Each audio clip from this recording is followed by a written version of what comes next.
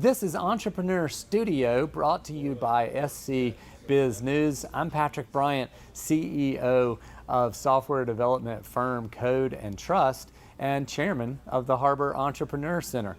Our sponsor is Matt Pardek and Chris Corley of Harbor Wealth Management Group, who are no strangers to helping entrepreneurs in our community. Carrie Morey is the founder and the head honcho, the everything, head biscuit at Callie's Hot Little Biscuit. So give us just a quick idea of what would be a big order. Well, I mean, the biggest that comes to mind is a biscuit mix order that we got from a very well-known food company that delivers meal kits to your house. Okay. And it had a 2-week turnaround time. Of course, everything was in a rush, and they said, you know, we need basically the equivalent of 2 truckloads of flour converted into a biscuit mix, which our facility can't handle. So we had to get third-party logistics involved. I had to order 2 truckloads of flour. Yeah. So to pull that trigger I mean, I've never ordered that kind of volume of flour. Yeah. You know.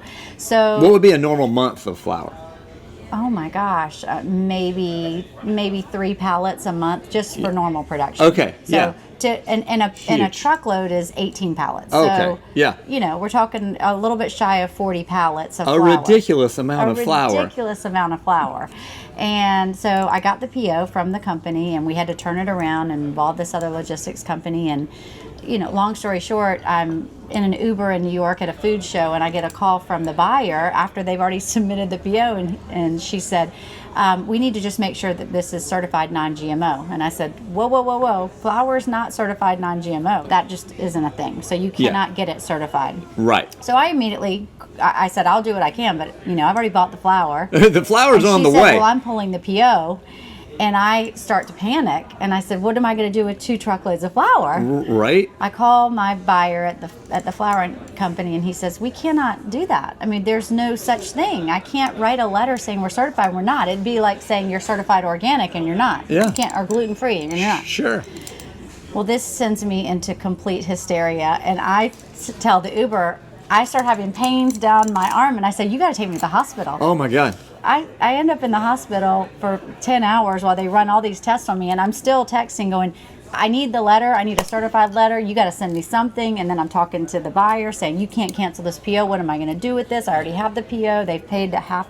Anyway, it all worked out. I think that my buyer for the flour company was so worried that I was in the hospital that they ended up writing a letter saying, while I can't certify this non-GMO, there's no concern of that. There's no cross-contamination between these other things. And that ended up being okay for them. But I mean, I had to apply serious pressure to say, this is not okay, and you can't take advantage of me. You've already placed a PO, you've paid half the deposit, this is not happening.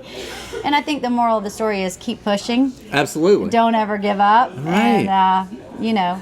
Well, and create relationships where you can push a little bit, right? Like, I mean, in this case, you had to just push back and say, no, I can't. I did. Can't accept this as a business person. But you put all the flour to work. We got all the and flour the biscuits to work. were made. It went out, got it all, everything, every little box had it, and they made fried chicken biscuits for their weekly meal. I love it. Thank you. Is that a good one?